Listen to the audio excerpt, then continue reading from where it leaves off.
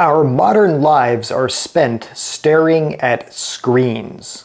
The ubiquitous phone that's in your hand more than your pocket, the stadium-sized TV in your living room, even your car might be filled with screens, and of course, you're looking at one right now watching this video. So, do we really need another one in our lives? On a toaster of all things? Well, yes, the touchscreen has officially landed on this humble kitchen appliance. Today we're going to discuss whether this is just tech for tech's sake or really a smarter way to make toast. Hello and welcome to I Want to Cook. My name is Chef Matt and this channel is all about helping you be a better cook. And of course, to cook, we need cookware and appliances. And today we're looking at a very unique one. This is a touchscreen toaster. Now, this is made by a company called Kalorik. This is the Vivid Touch model. And full disclosure, this is not sponsored. They're not paying me to make this video or anything. The company did reach out to me to see if I wanted to check out this product. And I said yes, but with the understanding that this would be a unbiased, honest review. So here we are. Now, if you watch this channel regularly, you know that I love cookware and cooking appliances as much as I love cooking it itself. But this is the first time I've encountered a touchscreen toaster. Now, this isn't the only such touchscreen toaster on the market, and I doubt that it will be the last. This one retails for $100, and later in this video, I'll get into whether I think it's worth it. But first, let's discuss what that money gets you. As you can see, this is a 2-slice toaster. To my knowledge, this brand doesn't make a 4-slot version, but others do. This has a nice stainless steel exterior, a large lever to put down your toast, and of course the star of the show, this 4.5-inch TFT touchscreen. And in case you're wondering, this is a 1,000 watt unit. Like other toasters, this one has a crumb tray. It's located here in back and you just slide it out, and this is where all those crumbs would go, and you can easily wash this out. Now, there's a couple things this toaster doesn't have, and frankly, I'm glad. It doesn't have a Wi-Fi, and well, that's fine by me because I don't need one more thing sucking up bandwidth. And it doesn't have Bluetooth because, well, why would you want that in your toaster? Now, as you can see, it does have this clock here. After it kind of times out on the settings, it reverts to this, and eventually, well, it just goes dark completely to save power. But you just kind of wake it up with the touch of a button, and then there's also different settings as far as languages. You can have this in English, Mandarin, French, or Spanish. And you can switch the display from like a light mode to a dark mode, a few other variables like that. You can make the clock like an analog style or digital, 12 or 24 hours, and so on. There's a few different things here. It's not like a wealth of different features, but some nice different variables on this toaster. So thanks to this screen, this toaster obviously has more tech than your ordinary toaster, but it doesn't go hog wild. It's all a pretty sensible approach. But what it does have is a lot of customization. Now, yes, even an ordinary toaster has some level of, darkness and perhaps different settings for like a bagel or just ordinary bread. But this, well, thanks to this touchscreen, this has a lot of customizability. Is that the word I'm looking for? In fact, this says this has over 120 different variations you can have on the type of bread, toast level, etc. Which of course is far more than, well, a non-touchscreen toaster. So let me run you through what we have here. There's 10 different types of bread choices that you can choose from, and you can do so by either sliding across this here, or you can also access them and kind of see more of them at a time by choosing this kind of graph display. As you can see, there's 9 here on this. There's white, wheat, multigrain, etc. And then you can find the last one here, which is, interestingly enough, pita. Yeah, you can toast pita bread in this. You've also got a pastry like a Pop-Tart, English muffin, brioche, gluten-free, which I care about because I'm gluten-free, bagel, and waffle.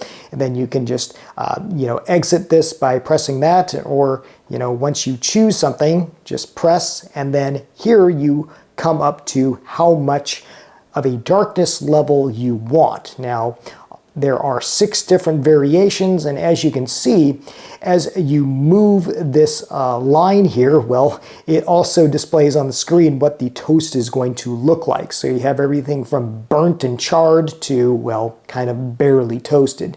And of course, this will do this for all the different settings here. So you can make your pita nice and, well, I guess crisp, or just kind of soft and warm. And again, you can do this with all the different bread types. There's also, of course, a function for frozen if you take this just out of the freezer, and as you can see, if you input that, it's going to up the time level. And interestingly, I really like this feature. This is a reheat feature. So let's say, you forgot to get the toast after it was done. You got distracted by other things like I do all the time. You can just hit this and it'll give it a 40-second burst of heat to retoast your toast.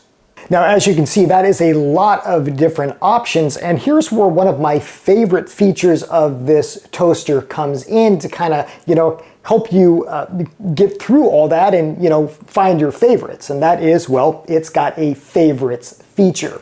So let's say you find the perfect setting for your particular type of toast and the darkness level that you want it. Well, once you find that, you can just press this heart button and mark it as one of your favorites. And what's cool is that there's actually 6 different ones of these, so you can have basically 6 different favorites saved. And this is great. So let's say you have a family of 6 and everybody's got their favorite way of making toast. They would simply choose theirs, each designated by their own little colored heart. Or let's say you have a 2-person household, well, each person could have 3 favorites. Now, what I most love about this toaster, and if you're like a time-sensitive person like me who counts every second and wants to make every minute matter, well, you'll dig this too, is that it has an exact time of when the toast will be done.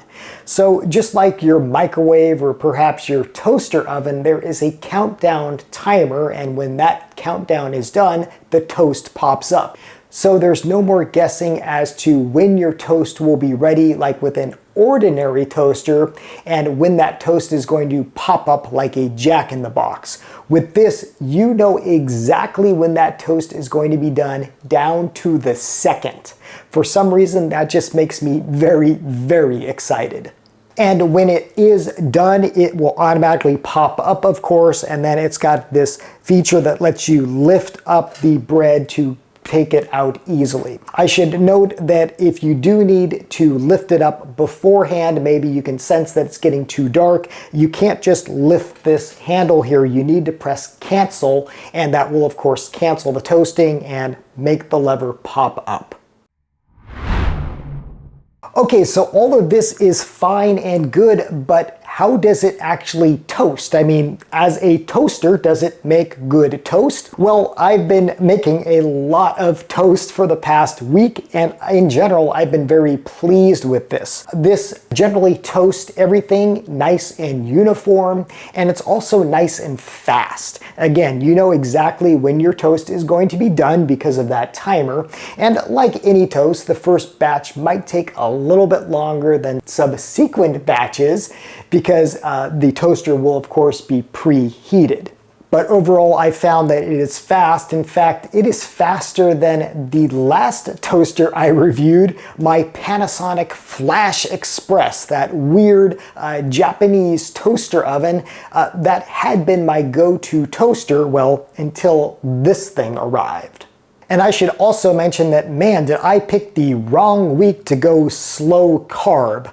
I've been making a lot of toast, but luckily I've had two very eager helpers who have been enjoying the fruits of, well, this appliance.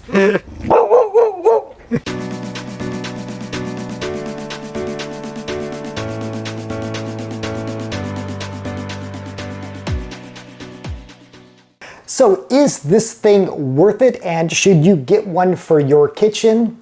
Well, the first things first, if you are really, like, I wouldn't say anti-tech, but you just really like super simple things, then yeah, you know, this toaster probably isn't going to be for you. Like, for example, when my parents' toaster broke, they wanted like the most simple thing ever. So that's what I got them. Basically, you press the lever and it makes the toast. But for the rest of us, I think this is actually really neat, and the technology in this actually warrants its usefulness. And you could make the case that the tech in this actually makes this simpler than a standard toaster, because with that favorite features, well, you know that your toast is going to be consistent and come out the way you like it each and every time. Now let's talk about the price of this guy and whether it's worth it, well, as a value-wise. Now, of course, you can get other toasters cheaper. You know, an ordinary toaster is maybe $20 or $30. And of course, you can go to one of my favorite stores, the thrift shop, and find all manner of toasters for just a few bucks. But you may be surprised to know that $100 for a premium toaster, well, that's actually not crazy. In fact, like non-touchscreen toasters, nice premium models like a Breville, those might be $80, and something like a Wolf, well, that can be $350. So $100 for a toaster isn't that out of the question. And I should also note that you can probably find this cheaper. I have seen it on sale for quite a bit less. So there it is. The age of the touchscreen toaster has arrived, and while I don't usually like tech just for tech's sake, I think this is actually quite useful. And you know, it looks good. It's neat that it's got a clock, and moreover, I love the timing of this, that I just know exactly when my toast is going to be done, that I can go and do other things in the 2 minutes or whatever it takes for that toast. Again, I can't tell you, as kind of a time obsessive person, that really makes me happy. But what do you say? Is a touchscreen toaster something that you would have in your kitchen, or are you like traditionalists all the way? You just want something simple where you turn a dial for the darkness setting and that's that. Let me know in the comments below. But for this, I think this is really cool, and I do thank Kalorik for sending me this to review. It's a really cool toaster, and I'm glad that I got a chance to, well, make a whole lot of toast with it. Okay, trivia time. Last week I asked you to identify this strange looking thing, and well, I can't put one past you. Several of you got this right. This is, of course, an acorn squash. I haven't cooked it yet, but I'm looking forward to. If you've got your favorite acorn squash recipe, let me know in the comments below and I'll cook this thing up. For this week's culinary trivia, we are back to a tool, definitely a simple one here, no touchscreens on this guy. What is this little thing? If you know what this little tool is and what it is used for, put it in the comments below. I will, of course, let you know the correct answer in the next video. As always, thank you so much for watching. Thank you for joining me in my kitchen, for subscribing. Until next time, I hope you want to cook.